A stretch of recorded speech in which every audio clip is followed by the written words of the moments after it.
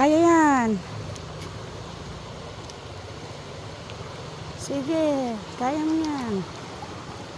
Tingnan nyo guys, yung tinatawiran namin. Oh, grabe talaga oh. Meron din kaming original bridge. Only in the Philippines. Original bridge. Oh my God. Sa totoo lang guys. Mabut-buting nak. Ito yung original bridge mi dito ay Villa Anchieta. Diyos ko. Gagawin ang lahat makarating lang sa bundok.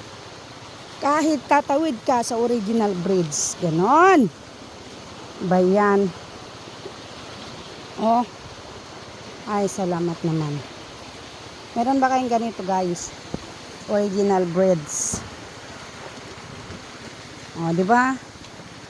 Kesa naman mapending ang mga tao, di ba? Bayanihan nagamit yung original bridge. Ganun.